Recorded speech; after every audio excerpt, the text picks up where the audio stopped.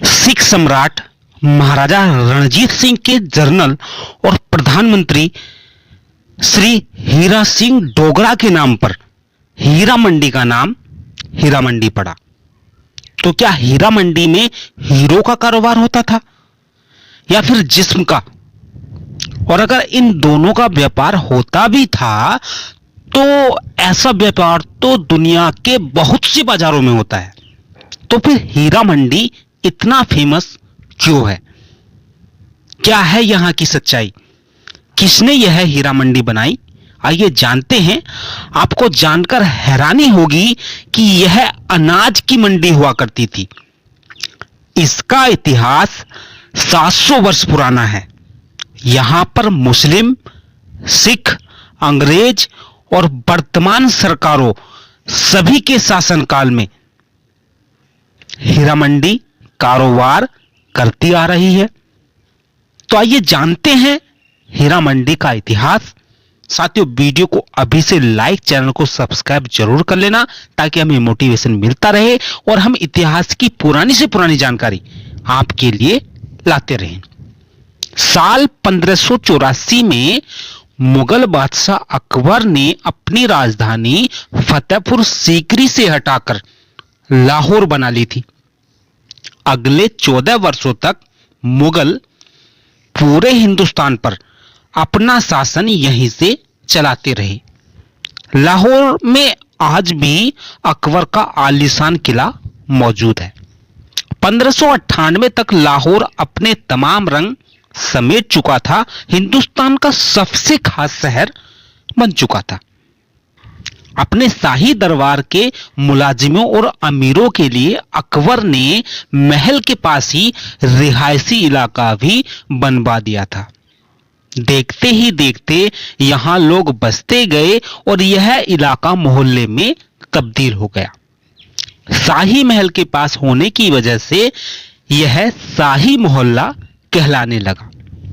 लाहौर के इसी शाही मोहल्ले में पहली बार काबुल से लाई गई तवाइफों को बसाया गया, जिनका काम अमीरों और शाही मेहमानों का दिल बहलाना था।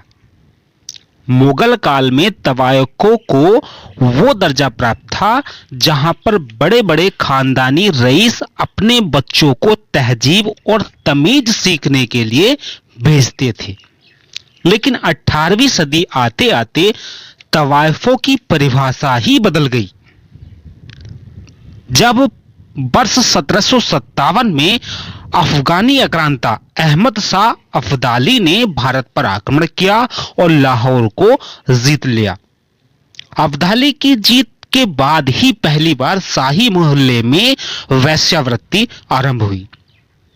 अब्दाली भारत में जहां भी हमला करता वहां से औरतों को उठा लाता और यहां वेश्यालयों में डाल देता, जिनका काम इसके सैनिकों के साथ हमबिस्तर होना था। धीरे धीरे कुछ पैसे वाले लोग भी अच्छी खासी रकम देकर अपनी कामना की पूर्ति यहां पर करने लगे और यह कारोबार धीरे धीरे जोर पकड़ता रहा और अपनी तहजीब और अदब के लिए पहचानी जाने वाली हीरा मंडी आज वेश्यालयों में बदल गई और एक बदनाम जगह बन गई। अफगानियों के बाद लाहौर पर कब्जा हुआ सिख महाराजा रणजीत सिंह का। रणजीत सिंह के राज में एक बार फिर तवायक के कोठे पर रौनक लौटी। रणजीत सिंह इक्स मिजाज इंसान थे। इसी शाही मोहल्ले की एक मोरन नाम की तवायफ से उन्हें प्यार हो गया और उसके प्यार में वो इस कदर डूबे कि उन्होंने उसके लिए यहीं पर हवेली बनवा दी। आज भी यह हवेली यहाँ पर मौजूद है। कुछ समय बाद महाराजा रणजीत सिंह की मृत्यु के बाद शासन की बागडोर हीरा सिंह डोगरा के हाथ में आई, जो सिखों की सेना के जनरल थे। उसके बाद उनको प्रधानमंत्री बना दिया गया था। यहीं से खत्म होता है अकबर का शाही मोहल्ला और शुरू होती है हीरा मंडी। इन्हीं हीरा सिंह डोगरा ने इस शाही मोहल्ले में एक अनाज मंडी बनवा दी। यहीं से इसका नाम हीरा दी मंडी पड़ा और हीरा सिंह डोगरा के नाम पर कुछ समय बाद यह मंडी हीरा मंडी कहलाने लगी। यहाँ पर तवायफें भी रहती थी, उनको राजा की तरफ से संरक्षण और भत्ता दिया जाता था, जिस कारण तवायफों का कारोबार भी काफी फला फूला। अब समय आया अंग्रेजी हुकूमत का, धीरे धीरे संपूर्ण भारत पर अंग्रेजों का शासन हो गया, तो लाहौर भी इसकी चपेट में आ गया। सबसे ज्यादा प्रभावित हुई हीरा मंडी, क्योंकि अंग्रेजों ने तवायफों को मिलने वाले संरक्षण और भत्ते पर रोक लगा दी। तवायफों के कोठे की रोशनी धीमी पड़ने लगी, वैश्यालों का कारोबार बढ़ने लगा, तवायफे रोजी रोटी के लिए, वैश्यावृत्ति के लिए मजबूर होने लगी। अंग्रेज सैनिकों ने भी अपनी छावनी इसी के आसपास बनाई और रोज शाम को अंग्रेज सैनिक यहां पर नजर आने लगे।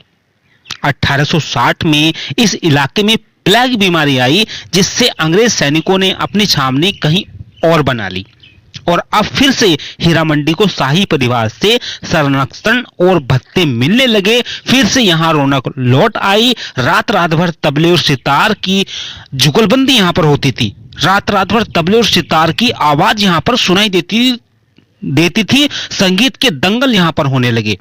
पूरे लाहौर में इनकी धुन गूंजने लगी और बरसों तक ऐसी रौनक बनी रही।